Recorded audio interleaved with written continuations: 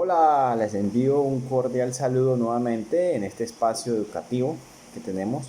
Mi nombre es Juan Bedoya, soy estudiante de la Fundación Universitaria Claretiana, conocido como la FUCLA, ¿sí? Cariñosamente le decimos.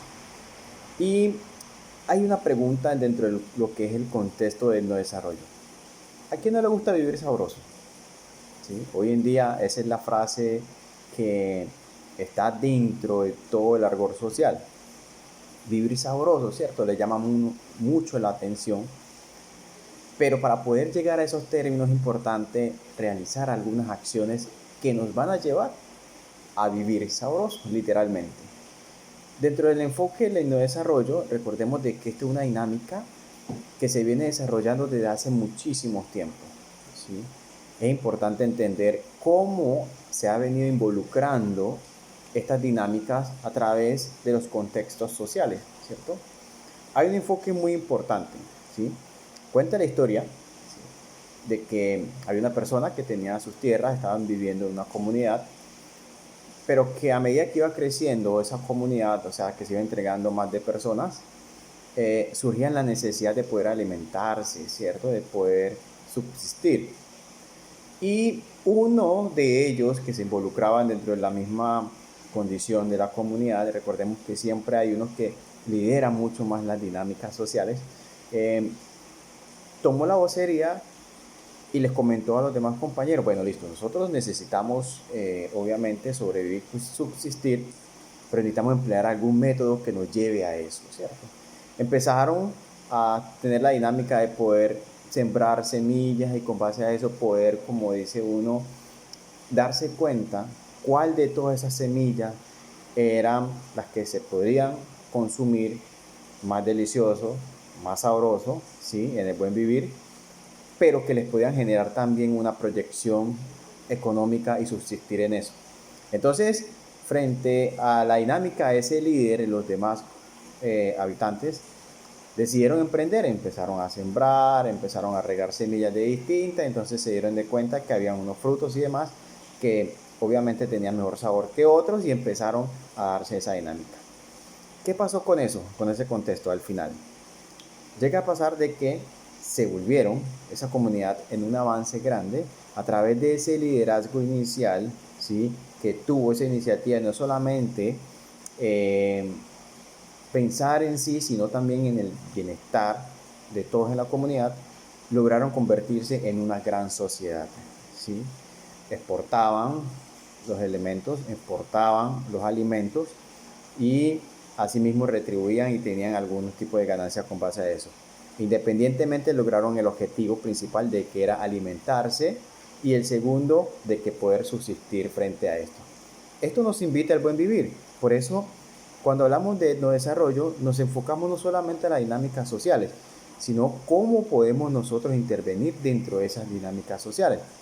Y eso es muy importante, el papel que juegan los líderes, porque los líderes hoy en día, dentro de esa misma vocería y esa misma potestad, digámoslo así, orientan, pero el enfoque segundo, no restando tanto la importancia, que también hace parte de ese compromiso, es el compromiso que adquieren los demás habitantes.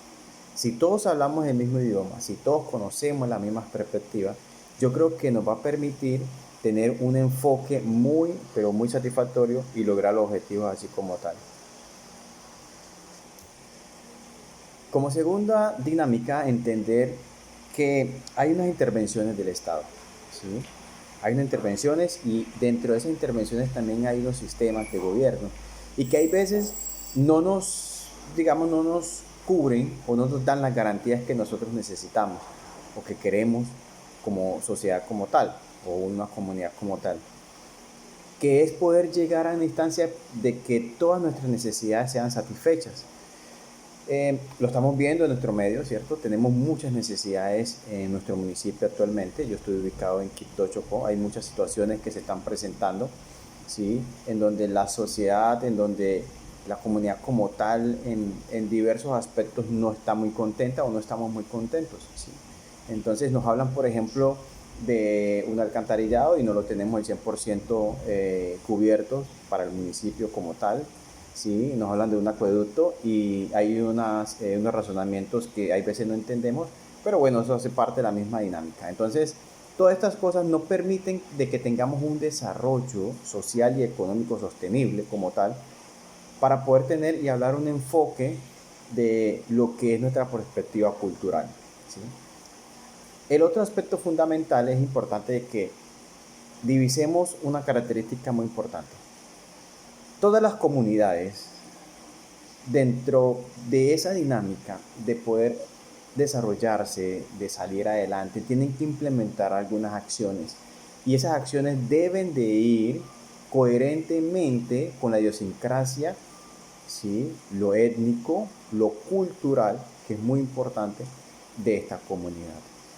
Pero hay veces se implementan acciones en donde no se tienen en cuenta estas características, y mucho menos la parte cultural.